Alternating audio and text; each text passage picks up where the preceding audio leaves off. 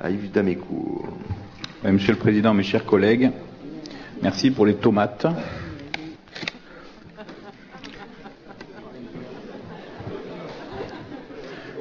Je signale que c'est des tomates de votre voisine qui est derrière vous, donc. Oui, tout à fait.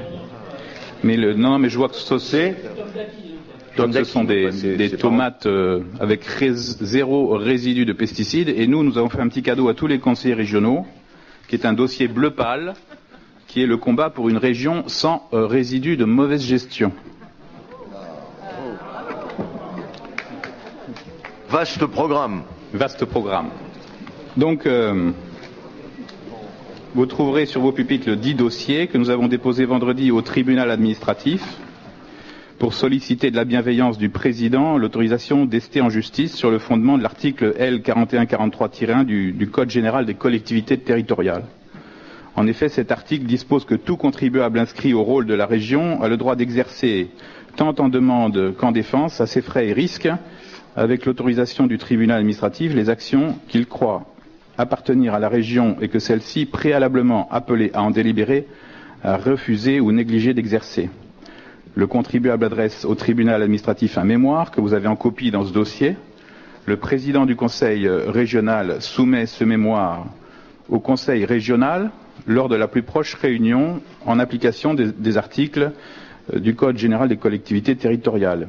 Et lorsqu'un jugement est intervenu, le contribuable ne peut se pourvoir en appel ou en cassation qu'en vertu d'une nouvelle autorisation. Les membres de l'opposition du groupe Les Républicains CPNT sont tous des contribuables de la région, soit lorsqu'ils font le plein de leur voiture, soit lorsqu'ils achètent une carte grise. Ils sont donc fondés à agir. En outre, les mêmes membres du groupe ont intérêt à agir au regard des irrégularités et infractions mises en lumière par la publication par la Chambre régionale des comptes Aquitaine, Limousin, Poitou-Charentes de sa présentation en séance plénière le 19 décembre 2016. Les irrégularités et infractions dont il est fait mention ont fait l'objet d'un mémoire rédigé à l'attention des membres du Conseil régional et devant leur être soumis lors de la plus proche réunion, ainsi que le prévoit l'article du Code général des collectivités territoriales. Ainsi, par un courrier du 14 mars 2017, nous avons sollicité, Monsieur le Président, de votre bienveillance un rendez-vous qui a eu lieu le 23 mars 2017 à 16 heures. Il s'agissait, comme indiqué plus haut, des suites à donner par la région au rapport de la CRC concernant la gestion financière des 3 anciennes régions et plus particulièrement de l'ex-Poitou-Charentes. La réunion s'est tenue le 23 mars à 16 heures et un mémoire vous a été remis en main propre. Le lendemain, nous apprenions que l'ordre du jour de la séance plénière avait été déposé le 23 mars à 13 heures, soit 3 heures avant le rendez-vous. L'ordre du jour ainsi transmis ne comportait pas la transmission et la mise en discussion du mémoire, bien évidemment, puisque vous ne l'aviez pas.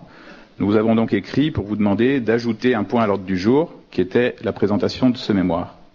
Par un courrier en date du 30 mars, que nous avons joint au dossier, vous nous avez répondu en nous confirmant votre décision de ne pas inscrire la mise en discussion du mémoire dans la séance du 10 avril, suivant au motif que rien ne peut être reproché à la région qui a d'ores et déjà pris des actions et qui ne saurait en faire davantage. Le courrier est dans vos dossiers. La réponse ainsi formulée était clairement un refus de transmettre le mémoire aux membres du dit Conseil afin qu'ils puissent en délibérer. Ainsi, la recherche Dès lors, et compte tenu de ce refus, les membres du groupe de l'opposition étaient fondés à solliciter la bienveillance du président du tribunal administratif, de sa bienveillance, l'autorisation d'ester en justice au regard des actions que la région aurait elle-même dû engager. Et donc notre demande au tribunal administratif est de représenter la région, puisque le président a refusé d'agir. Cette demande d'autorisation concerne 2 types de procédures. L'information du procureur près de la Cour des comptes des éléments constitutifs de l'infraction prévue à l'article L 313-3 du Code des juridictions financières et la dépôt d'une plainte au nom de la région auprès du procureur de la République en raison des conventions signées sans délégation de signature, de la perte et la soustraction ou destruction de biens, du non-respect de la mise en concurrence entre au moins 2 établissements bancaires s'agissant de contrats de prêt,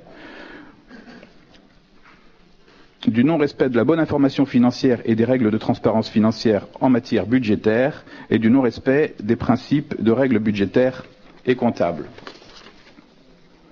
Les actions envisagées concernent des malversations qui ont occasionné un préjudice financier conséquent pour la région Nouvelle-Aquitaine, puisque les sommes envisagées aujourd'hui sont estimées à plus de 100 millions d'euros. Il y a les augmentations de TICPE qu'ont déjà subi les contribuables de la Nouvelle-Aquitaine pour presque 70 millions d'euros, et puis les 46 millions d'euros de défaisance qui ont été déjà provisionnés pour 25 millions d'euros pour sortir des emprunts toxiques. Plus de 100 millions d'euros, ramenés aux 5 milliards de litres de carburant consommés dans la Nouvelle-Aquitaine, c'est 2 centimes d'euros par litre de carburant.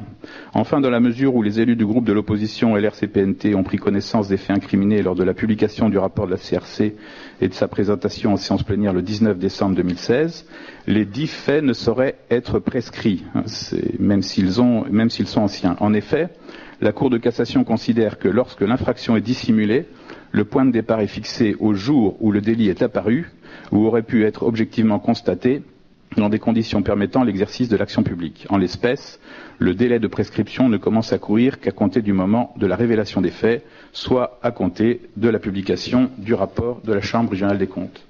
En conséquence, chers collègues, Monsieur le Président, nous avons demandé au président du tribunal administratif de bien vouloir nous autoriser à rester en justice au regard des 2 procédures indiquées, en lieu et place de la région, aux fins de donner les suites financières et pénales résultant de la publication du rapport de la CRC, et ce, dans l'intérêt même de la collectivité. Et nous tenions ce matin à vous en tenir informés. Il va de soi que tous les contribuables de la Nouvelle-Aquitaine pourront rejoindre notre démarche le moment venu. Merci beaucoup. Merci.